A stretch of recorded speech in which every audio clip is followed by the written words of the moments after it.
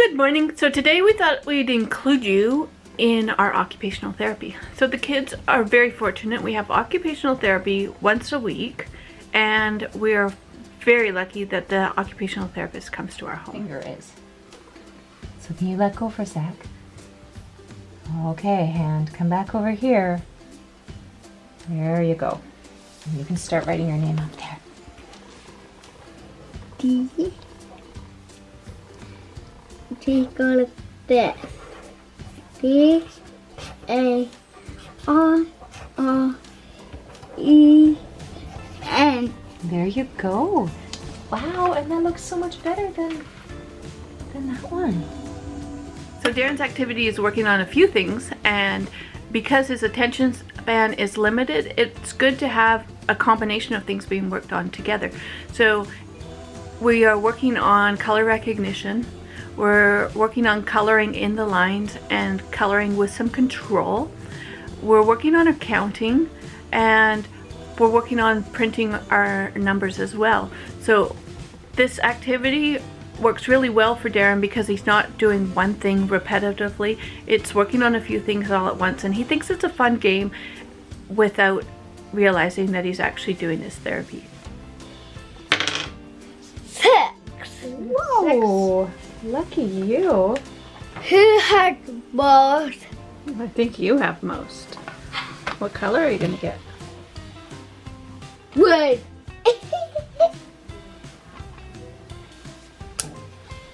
Okay, be careful and stay on the lines.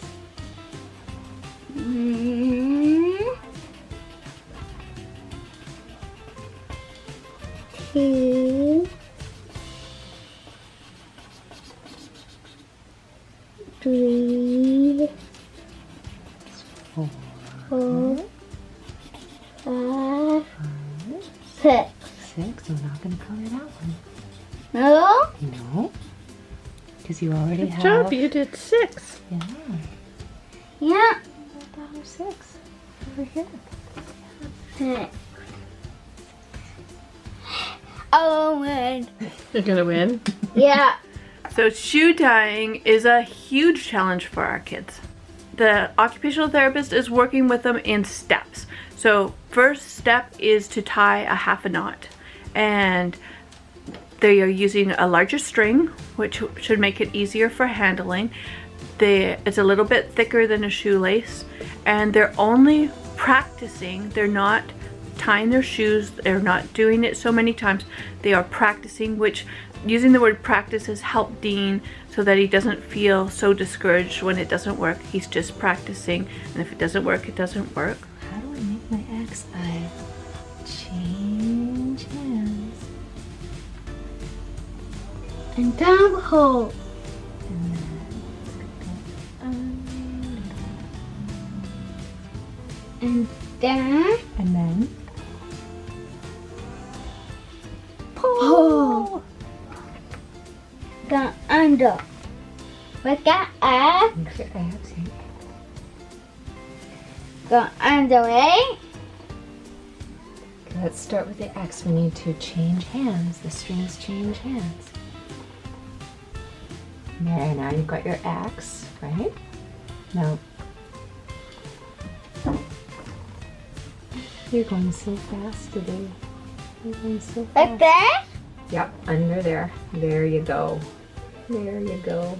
First hand. Down hole. Two. That's Good job. Yeah, nicely done. You'll be able to tie up your shoes soon. Me.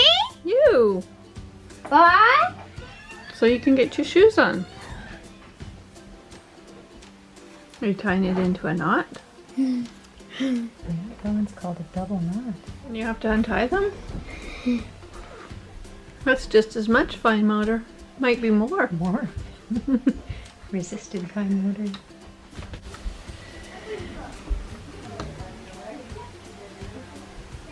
It's a good skill though. Yeah, it's actually an important part of learning to tie your laces.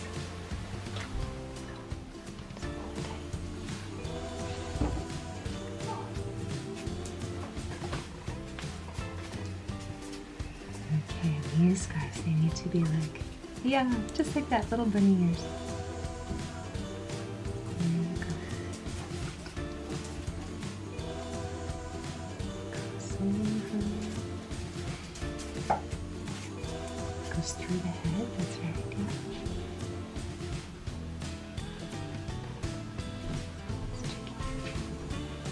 Grab your ear. You almost had it. There's the other ear. Stop.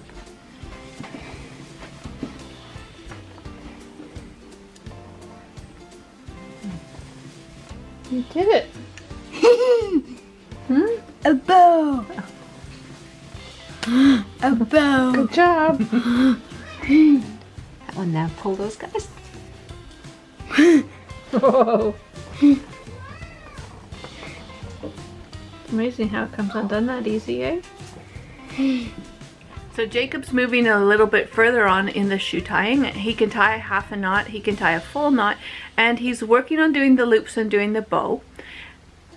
Because they aren't really gung-ho about doing this kind of practice, they are given rewards as little motivational tokens. So they're given M&Ms or little tiny cookies just as an incentive to want to do the practice that it takes to learn how to tie their shoes. I get to have 2 snacks. Why do you get 2 snacks? Because if I do this 3 times, I get M&Ms. Oh, so there's some motivation prizes here? That sounds yummy.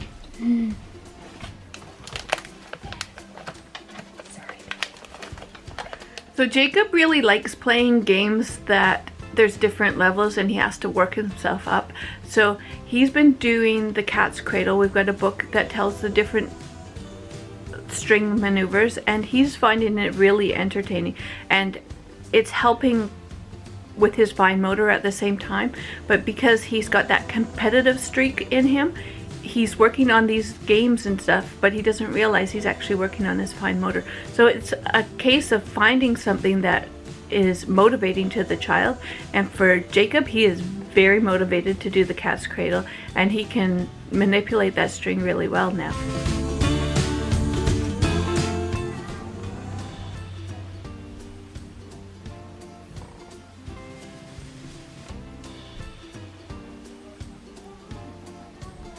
What's this called, Jacob? Jacob's ladder. You're gonna do Jacob's ladder?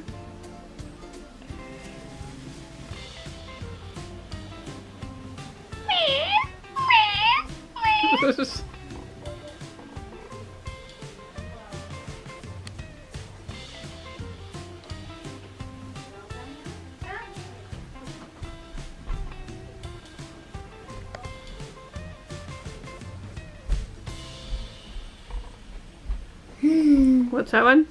Jacob's ladder. Good job.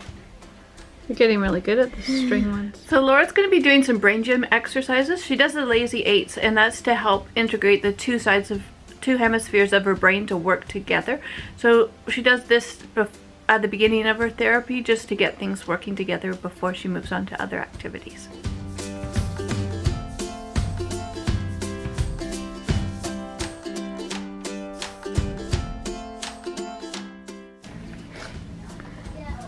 Doing figure 8s.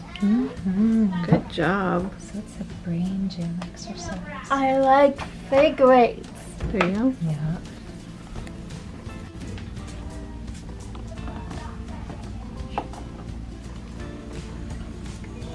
What are the dolphins going to do, Laura? Jump. They're going to jump. Laura's going to draw so carefully so that the dolphins stay safe.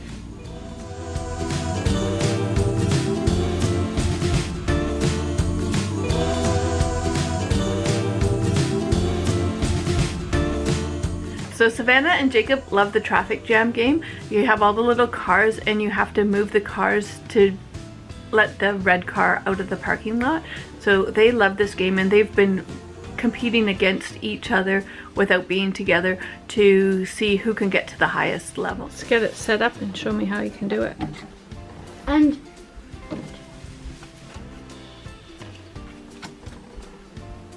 I play this game in our driveway when I'm trying to get the cars out.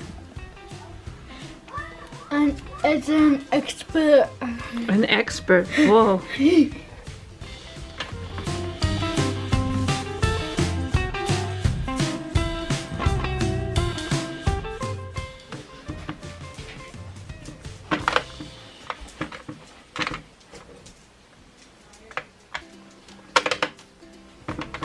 You're getting there. Which car's gonna get out? The red one. They're good at these kind of puzzles. Yep. So I hope you enjoyed the little bit of insight as to what the kids are working on in their occupational therapy. In this video, some of the kids are working on the same thing, so it's not shown in the video as to here's everything that Laura's doing or here's everything that Jacob's doing. It's a little bit of everything, and they're all working on similar type activities.